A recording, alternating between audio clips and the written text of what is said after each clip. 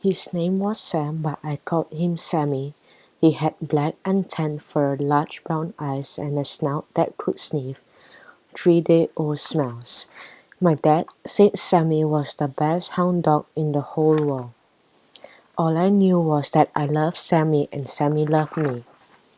Sammy was always at my side. He played house and doctor with me and never seemed to mind when I put a floppy pink bonnet over his ears or stuck bandages on his nose and paws.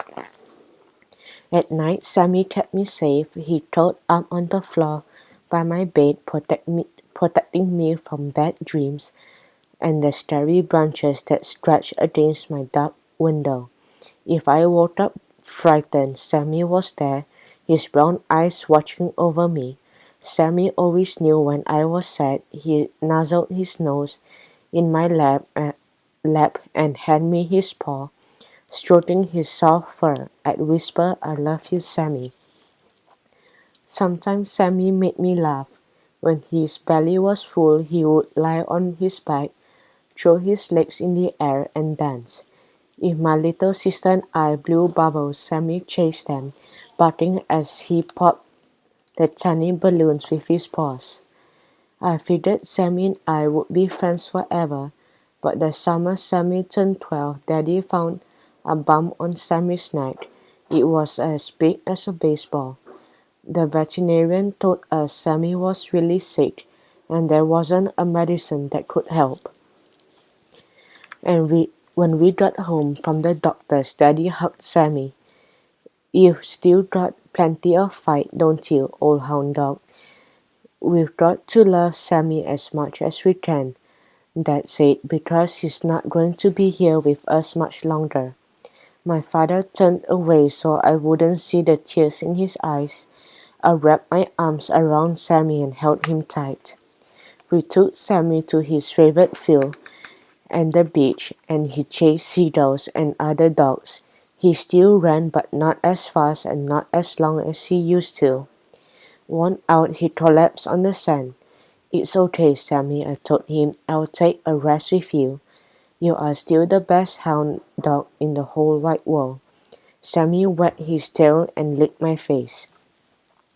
Soon Sammy began limping and falling down when he tried to stand.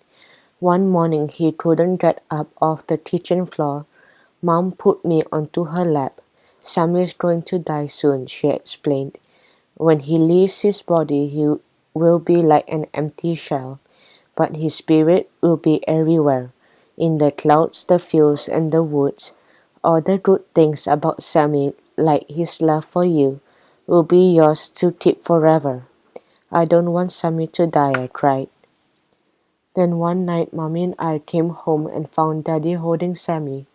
Sammy gasped and wheezed like he'd been chasing a squirrel for hours. Daddy wrapped Sammy in a blanket and we knelt by his side. I patted Sammy's head and kissed his warm nose. "You are the best hound dog in the whole wide world," I whispered. Sammy's breathing grew slower and slower until it stopped. "He's gone," Daddy said, his voice soft and strange. Mommy held me close as Daddy carried Sammy to the backyard wood to bury him. "Goodbye, Sammy," I cried. The next morning, Daddy and I went for a long walk on the beach. I searched for Sammy in the sky. I searched and searched for a cloud that looked like Sammy. I looked for his face, his paws, and his big brown eyes. "Can't Sammy come back?" I asked Daddy. "Just for a little while?" Daddy shook his head. "You'll have to remember him in your heart," he said. That night I dreamed of Sammy. I felt his whiskers tickle my cheek, his cold nuzzle my hand. When the dawn light filled my room, I reached out to hug Sammy, but then I remembered he was gone.